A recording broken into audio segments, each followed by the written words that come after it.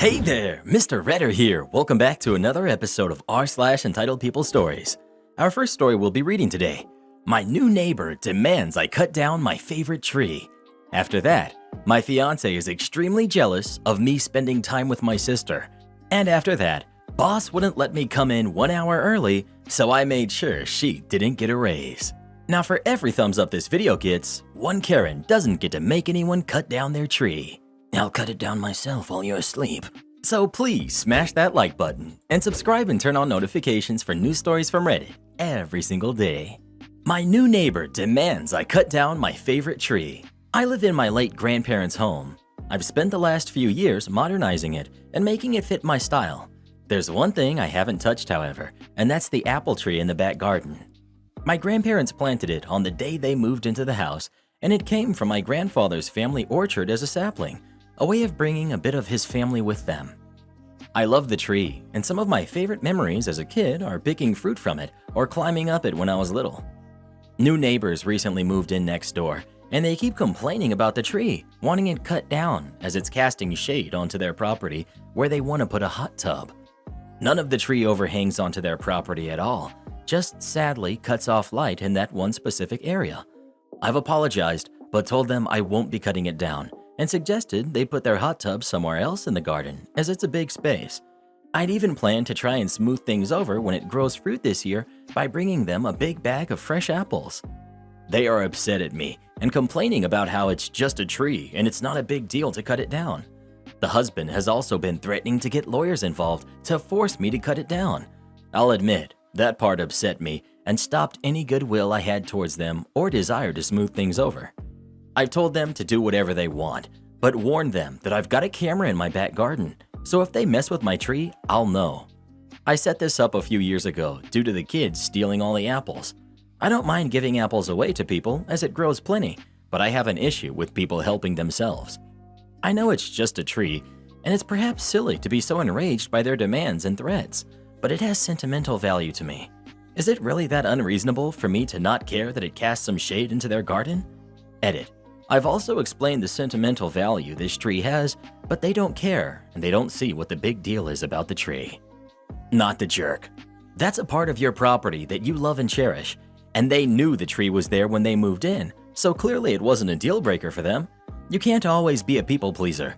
Protect your peace and protect your tree. That's what I was going to say. They knew it was there when they bought the house. Also, a lawyer can't do crap. It's your property. It's not even overhanging on theirs. I sat on a local committee, similar to an HOA, and had to look at shadowing diagrams for building approvals. Single trees were not considered at all in shading. The only time it could count is if it were creating a wall-like hedge.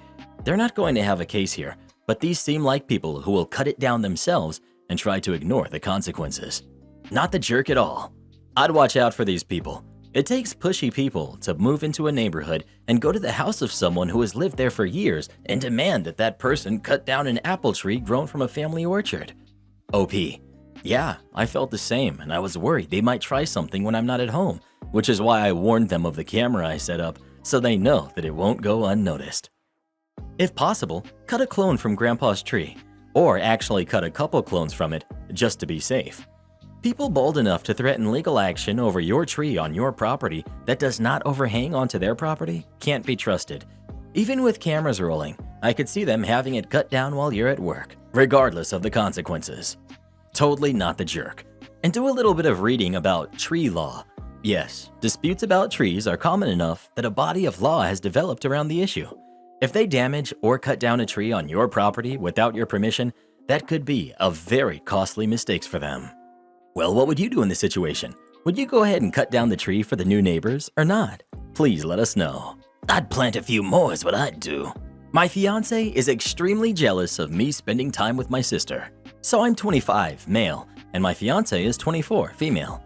She's never gotten along with my sister, who's 18. My fiance has never liked how close I am with my sister, and it's been a cause of a few arguments. I proposed to my fiance, Sarah, a few months ago, and things have been going smoothly. In fact, I would say our relationship has never been better. A few days ago, Sarah listed off to me all of the people she wanted as bridesmaids, and not surprisingly, my sister was not one of them. She said she was planning on asking them in a few more months to be in our wedding. Sarah then asked me if I knew who I wanted as groomsmen. I listed off a couple of friends that Sarah knew, Keegan, Joe, Sammy, etc. And then I said I wanted my sister to be one of my groomsmen. This made Sarah upset. She said that it wasn't traditional for a woman to be a groomsman and that it would embarrass her. I explained to her that my sister was one of the most important people in my life and she was going to be a part of our wedding. This made Sarah even more upset, and she accused me of trying to ruin her wedding day, and she locked herself in the bathroom. It's been a few days since this, and we haven't spoken at all. Many of her family members have reached out to me and asked me to not include my sister in the wedding at all, and that Sarah should be the most important woman in my life, not my sister. My mother-in-law even called me, telling me that I was making Sarah depressed and that I was a horrible person for doing this to my future wife. My sister heard about all of this and told me that it was okay to not invite her. I stood my ground and told all of them that my sister would be included no matter what. Am I the jerk for doing this? Edit. Sarah's dislike for my sister stems from one time that she saw us cuddling. That made Sarah upset. Second edit. My sister is aromantic, and she told me that she would most likely never get married, and that made her sad. I told her she could be a part of my wedding, even if it wasn't the same thing. I will never forget the look of joy on my sister's face.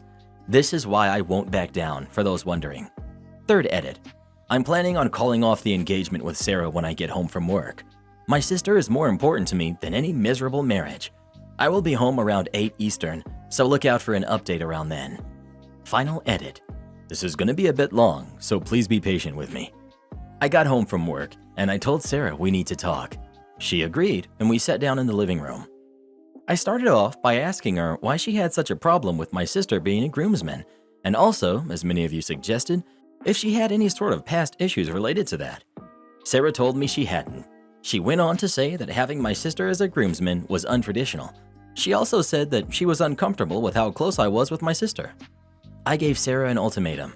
We could go to couples therapy, she could try to repair her relationship with sister and tell her family to stop guilting me, or we were going to have to call off the engagement. Sarah blew up at me and said she was going to stay with her mother.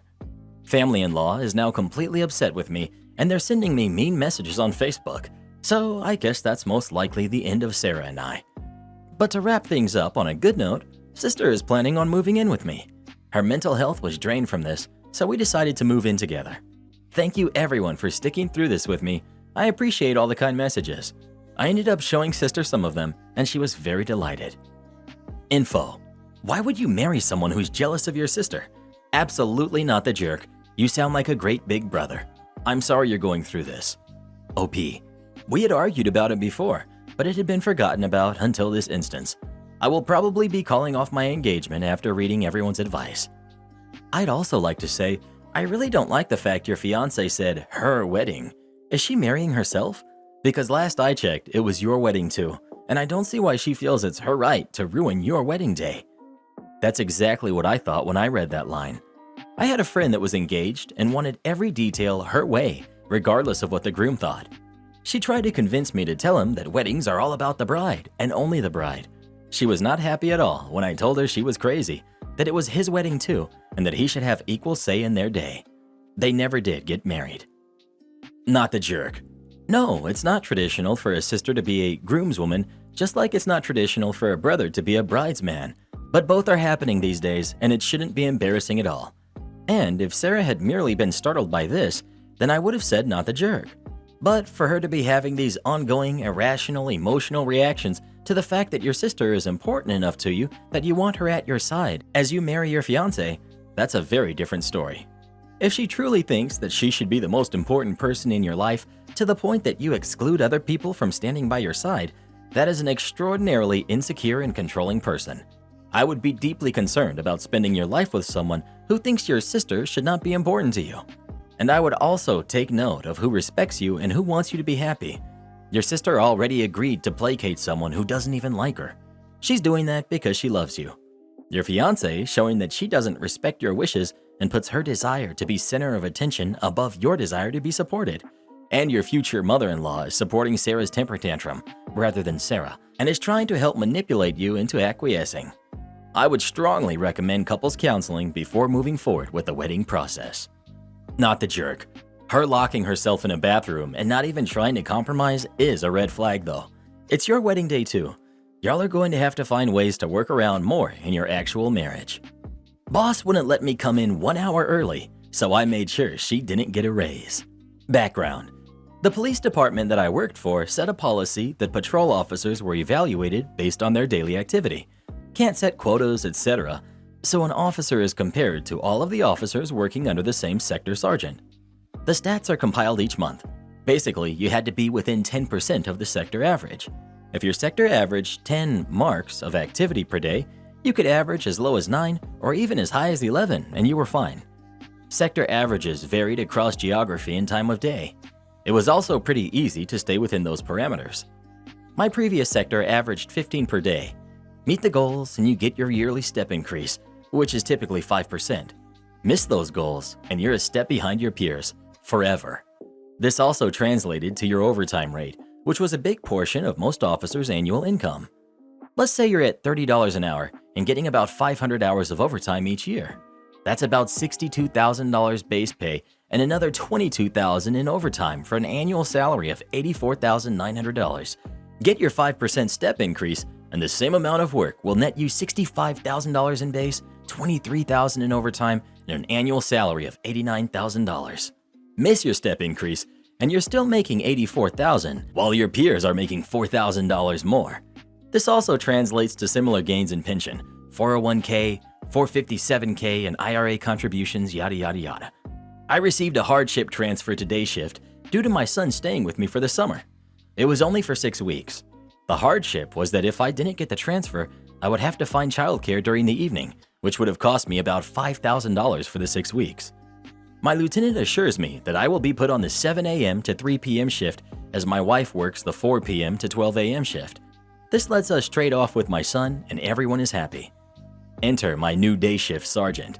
The sergeant was a slug, lazy, do-nothing supervisor, drawing a paycheck and only looking out for themselves. The sergeant put me on the 8 a.m. to 4 p.m. shift. I approached her and ran through my story and advised her I was told by the lieutenants that I would be on the 7 to 3 shift. She laughed at me and said, "That's what babysitters are for." Okay, fine. Enter the malicious compliance. The sector average for this sergeant was 7. You could literally get a 7 before you left the parking lot for your patrol shift. It wasn't a difficult achievement. I started getting daily activity of about 60 to 70 marks.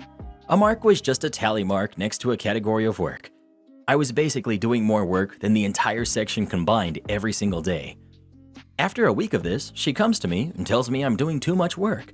Tells me that I'm destroying the sector average and it's going to wreck my review. She didn't mention that it also wrecks her review and all of the officers under her. I looked her dead in the eye and said, "Well, Sergeant, I just have so much energy because I get to sleep an extra hour. I just have to do something with that energy or I will go crazy." I let that sink in for a moment and then add, "If I had to get up earlier, like 5:30, to be here at 7 a.m., I probably wouldn't have very much energy since I wouldn't be getting as much sleep." I kept working at the same pace for the rest of the month, effectively destroying the sector's average to the point where she didn't get her raise. Side note, yes, I also did over all 6 officers that worked under her out of their raises too. Funny thing about slug sergeants, they attract slug officers. Her sector had a terrible reputation for not being worth a darn. I didn't feel bad one bit, nor did anyone else that had to pick up their slack on the day shift. I got picked up for a special assignment after the first month and transferred to headquarters for about 4 years. My evaluation was based on entirely different metrics that year. I not only got my raise, but I got a promotion as well. Never mind the malicious compliance. What kind of targets are these that you can easily exceed them by 1,000%? Talking to someone counts in most departments. Community interaction. That sounds like when I used to do peer support. So it would be like 1. Talking to someone about addiction. 2. Taking someone to the food pantry. 3. Researching side effects of meds with client. 4. Hosting a support group. So for a police officer, it would be 1. Filing paperwork. 2. Following up with detectives. 3. Checking Facebook for stolen goods and known thieves. 4. Maintenance on car. Something like that. I'm surprised she didn't get you transferred to a nice town in the country. Maybe Sanford.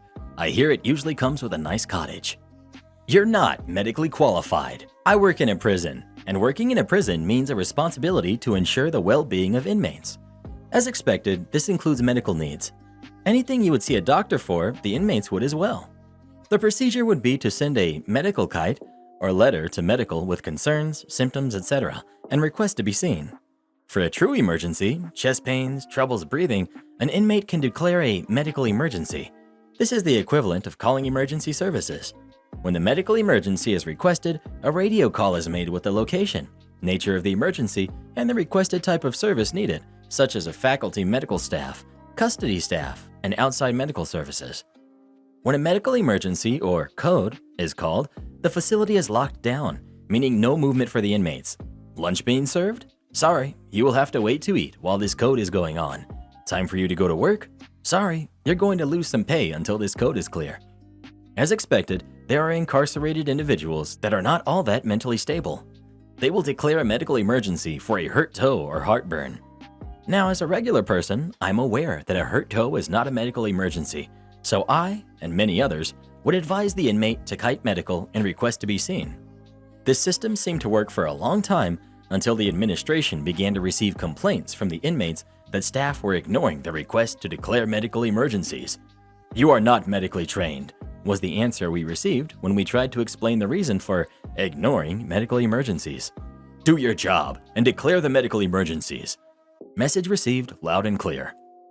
Over the next week, medical emergencies went from 1 a day to 3 to 4 a day. Inmate had a stubbed toe? Medical emergency. Couldn't go to the bathroom? Medical emergency. They had an itch? Medical emergency. You get the point. The facility was paralyzed. Medical was mad because they had to respond to every call. Food services were mad because a meal that took an hour to serve was now 2 to 3 hours. The inmates were mad because their yard and gym time was affected. A week later to the day, an email directive was received to stop declaring medical emergencies and to use our judgment. A few staff members kept it going for another week until it faded out. There was no "sorry for the inconvenience" or "you were right," but that email was so satisfying to receive. Am I the jerk for not giving up my seat on the bus to a pregnant woman? A couple of months ago, I, 18 female, got into an accident where I was walking across the road and got hit by a car that was way over the speed limit. My right knee and leg basically took most of the impact. The car stopped and called an ambulance and left a phone number, and we later on settled it, and I got quite a big sum of money with help of my parents. A bone in my leg was broken and my kneecap was basically fractured. Fast forward to now. My leg has been fine, as long as I'm not walking for too long, but my knee still hurts quite a bit, which results in me walking with a cane at 18 years old. I am a bit embarrassed by it, but I can't do much about it, so I just deal with it. Yesterday, after school, I got on the bus to go home. My knee had been bothering me all day, and I was happy to go home. Once I got on the bus, I took a seat as one does. A couple of stops later, a pregnant woman entered, and she looked around to see if there was a spot for her to sit, which there wasn't. I was one of the younger people, probably not the youngest though, on the bus, and therefore she decided that I was the perfect candidate to give up my seat. So she walked over and basically told me that I had to get up so she could sit down. She didn't ask me, she told me. So I tried to explain in a soft voice, not to attract much attention, but I have social anxiety, that I have a knee injury and that it's hard for me to keep my balance in the bus while standing and that it was hurting a lot. Well, this lady started yelling at me, saying that I was just making excuses and that she didn't believe me. So I showed her my knee and I showed her that I had scars. I admit that my scars don't exactly look pretty or are nicely healed or anything, but I had no interest in continuing this discussion. I made sure that no one else could see. The lady didn't know what to say, and she just kept on sulking and went to someone else to get them to give up their seat.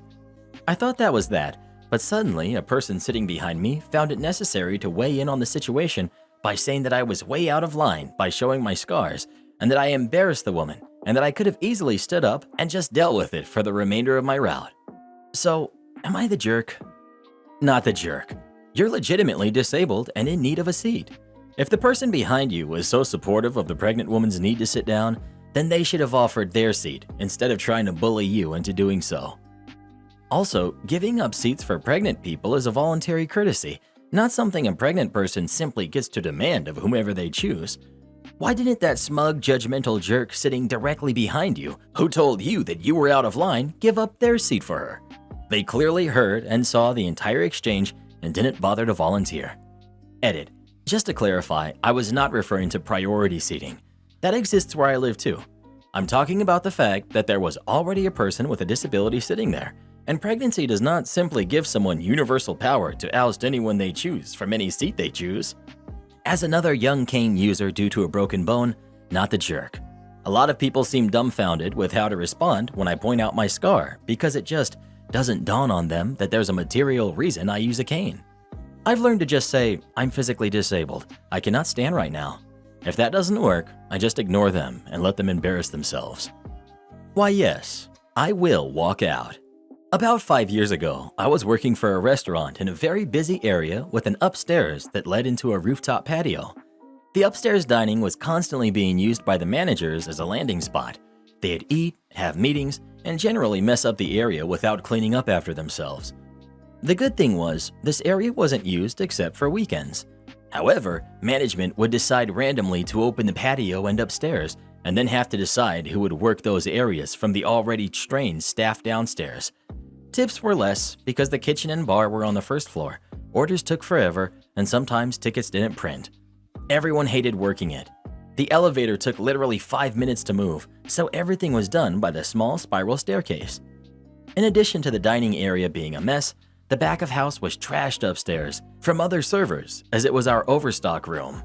Because of all this, those chosen to work upstairs had about 2 hours worth of cleaning, setting up, transferring needed items from downstairs, setting up chairs and tables. Then take it all down again to close. Less time serving and making even less tips. I told my manager that I would work up there if she made sure that things were left how they were the night before, clean, and managers cleaned up after themselves, and told her I'd complain loudly if things weren't clean. One day I came, and surprise, they're opening the dining room and patio, so I've been assigned. I worked a day job and got there around 5 p.m., which is when it starts to get a bit busy. I find everything trashed and tell my manager that it's unacceptable to expect me to start taking guests at 5:30 p.m. with no help setting up. My manager yells at me, "You're always complaining. Just stop." I wasn't a big confrontational person at the time, so I just walked away. She came to find me 5 minutes later and tells me, "If you don't get rid of your attitude, you can just leave." As privileged as I was to have a nice day job, I was working this side job to have some fun money. So I smiled and said, "Sure thing." Took my apron off, clocked out, and had a great night off. The look on her face was priceless. They didn't open upstairs that night. Remember kids, people quit bad managers. Serving is serving, but management of the place can make it or break it. Am I the jerk for not showing my ex proof that he wasn't my child's father until after he gave me his house? Okay, I know the title makes me look bad, but read the story for context first. I, 27, female, used to be in a long-term relationship with Tom, 34, male. We dated for 2 years before I moved into his house and agreed that I would pay for utilities while he covered the mortgage and taxes. After being together for 4 years, I discovered that he was cheated on me when I came home and he was with the other woman when I came home from an out-of-town trip early. I was understandably angry, yelled at the both of them, and tearfully packed up some things and stayed at a friend's house for a week. When I came back, the locks were changed and Tom had blocked me on everything.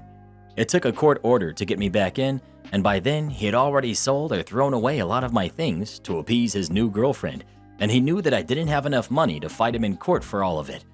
I was really in a low place, and to make myself feel better, I ended up hooking up with a friend. His name was Clark, 28, male, and ended up getting pregnant.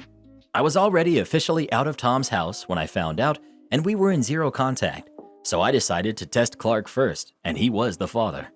Since Clark was the father, and I didn't see the point in telling Tom that I was pregnant and just started planning my life accordingly.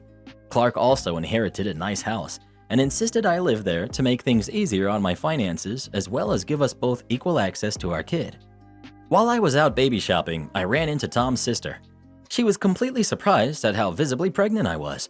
I made a quick excuse to leave with a vague and fake promise that I'd be in contact later.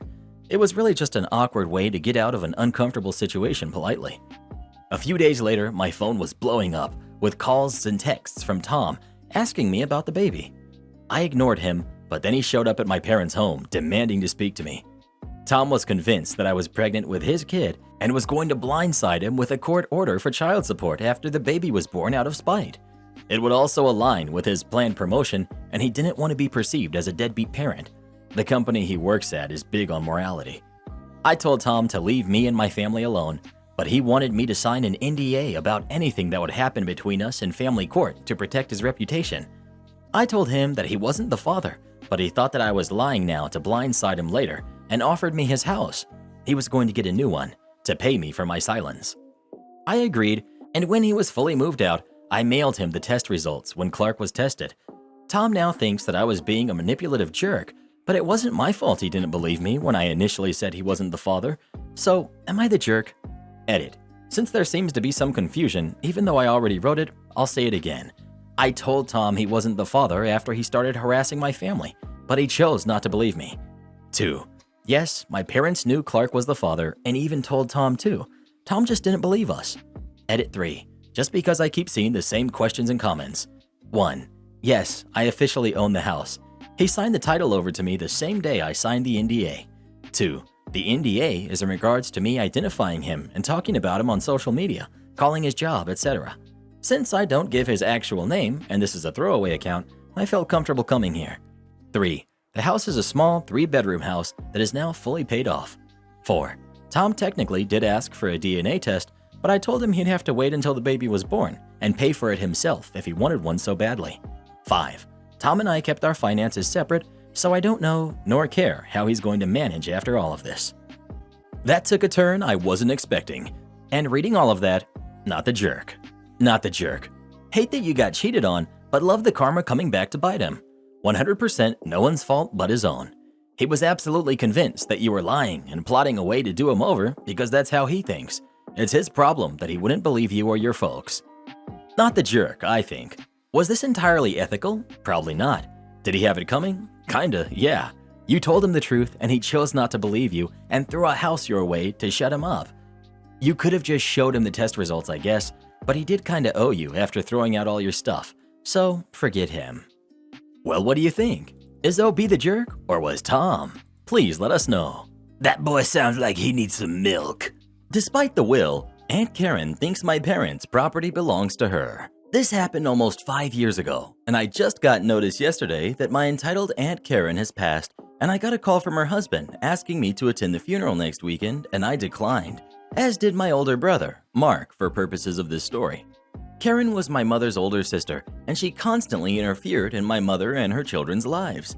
She never liked my father and always tried to tell my mother that she made a mistake by marrying him. She didn't like the name my parents picked out for my older brother, and my great-grandmother passed the day before I was born. And when Karen found out they were going to name me after her, Karen freaked out and said she wanted to name her potential future kid that, so my mother couldn't use it. Then she tried to talk her out of it by saying it's too old-fashioned and kids would make fun of me, which they did, but for other reasons. She criticized both my brothers and my choice of friends and even complained when I started playing softball because proper ladies didn't play sports, and if her daughter ever tried playing a sport, she would have her removed from the team. Spoiler alert, she never had kids. The day after my 16th birthday, my parents drove on a business trip down to California. I live in Idaho. My dad said that when they got back, he would drive me to the DMV to get my license. He never did, because on the drive to California, they hit a patch of ice, spun out, crashed, and passed away. I was a wreck for some time after that. I didn't even want to attend my high school graduation later because my parents wouldn't be there. Their will split everything evenly between my brother and I. At the funeral, my parents, who owned their own business, production manager, Tim, was talking to my brother, and my brother told him that in a couple weeks he would step in and take over, and he was counting on Tim to run things smoothly until then and help him in taking it over and learning the ropes. I had no interest in the business other than it was a guaranteed summer job when I was growing up, so I stayed out of it and just collected profit checks until I sold my half to Mark, and he continues to run the business to this day. Mark told Tim that he should assure the employees there that their jobs were safe and that no major changes would be made. Then, one day, Aunt Karen showed up and began putting her stuff in my parents' office, and when Tim confronted her about this, she said his services were no longer needed and he was fired. Tim called Mark up, and Mark went down with the family attorney, some police, and the necessary paperwork and had her removed, while she said the place was now hers because it was her sister's, so now she was the owner. As long as I've known her, she's never had a steady job and has had 3 husbands, not counting the man who called me, never met him, and milked each one as much as she could get until she divorced him. The next day I was leaving for school. I walked, it was fairly close, about 10 minutes, and saw her car and a moving van parked outside. She said she was moving into her house, and then said in a sickly sweet voice that for a reasonable rent, she would continue to allow me to stay there until I graduated high school. I went in and called my brother, and he again showed up with a family attorney, police, and all the paperwork and had her removed from the property. I was at school, so I didn't get to see what happened, but that night, Mark gave me a business card for a policeman who I assumed helped deal with all of this, and told me that if I ever saw Aunt Karen on or near the property, to call that number and report her immediately. Don't even try to confront her or give her a warning, just call. I do know that the movers charged her to move her stuff into the van, drive across town, get turned away, and drive back across town and move her stuff back into her apartment, which she hadn't given notice yet. I got scared to the point that I didn't like letting our dog into the backyard when I was at school. I used to put her out in the yard to let her play in the fenced backyard while I was in school. For a while, I just put her in the locked and closed garage and then cleaned up her messes when I got home in the afternoon. Eventually, Karen moved to Colorado, where I assume she met and married the man who called me and said that she had passed and he couldn't find anyone from her family to attend the funeral. I chose not to tell him about her and politely said, "Sorry for your loss, but I can't make it." From discussions with Mark, he basically told him the same thing. Outside of myself, Mark, and Mark's infant daughter, I don't think she has any living relatives. I still own the house. Mark gave me his half as part of the deal where I sold him my half of the business, but still sleep in my bedroom. I refuse to move into what was once my parents' bedroom, the master bedroom. I go to the local university, go Broncos, and still miss my parents and think about them every day, even though I'm 21 in less than 2 weeks, own a large home, have a lot of money in the bank. I would trade it all to have my parents back, but I don't care about the how or why of Aunt Karen's passing. Thank you for reading, and sorry for the length. Support our channel by joining as a member today, and we'll give you a shout out in our next video. Or come watch this video next. You won't believe what Karen does in that one.